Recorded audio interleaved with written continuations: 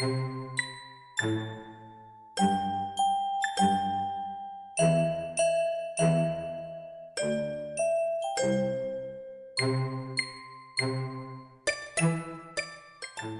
en bande dessinée, c'est une école fabuleuse. Il y a eu Pratt, il y a eu tout un tas d'auteurs italiens très importants pour la BD européenne. Et l'Italie, c'est en même temps un art de vivre, une façon de se comporter, la convivialité. Donc tout ça, ça collait bien au Festival de Bourges. On avait en plus envie d'avoir un auteur italien pour l'affiche qui était Riccardo Federici. Nous étions aussi bien Riccardo Federici que moi-même émus, contents, ravis, impressionnés parce que le lieu est sublime.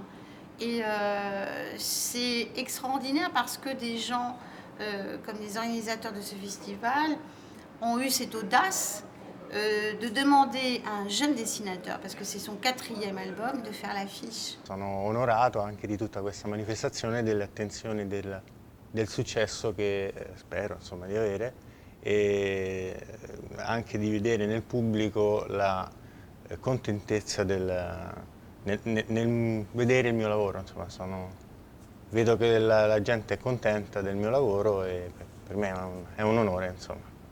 No, il pubblico è stato veramente stupendo, gentilissimo, disponibile, curioso.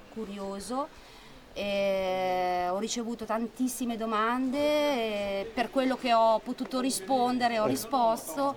Sono pienamente soddisfatta, molto contenta. Spero di poter ritornare il prossimo anno. La France, elle aime bien la BD. L'Italie, je ne dirais pas qu'elle n'aime pas la BD, qu'on n'a pas beaucoup de maisons d'édition en Italie. Il y a la plus célèbre, c'est Bonelli, mais ils font beaucoup de noir et blanc.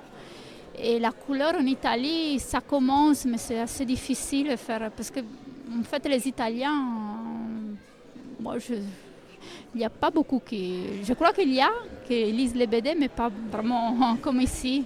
Ici, c'est une autre culture.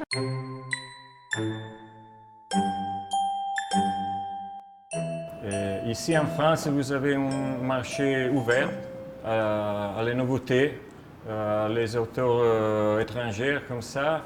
Et donc pour nous, c'est une nouvelle opportunité.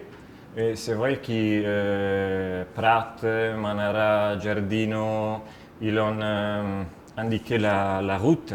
En Italie, oui, on sent la possibilité de travailler en Italie, bien sûr, mais aussi dans un marché très développé, important, comme les marchés français. Donc voilà, moi j'ai la chance et l'honneur de travailler avec Federici. J'ai l'honneur de travailler avec Alessio Lapo. Et il y en a tellement d'autres. Vous parliez de Théo, qui fait un travail extraordinaire sur le trône d'argile et sur le pape terrible. Voilà, c'est des Italiens. Il y en a d'autres. Il y a d'autres auteurs qui viennent d'autres pays. Mais il est force de reconnaître que l'Italie, bon, nous donne des talents.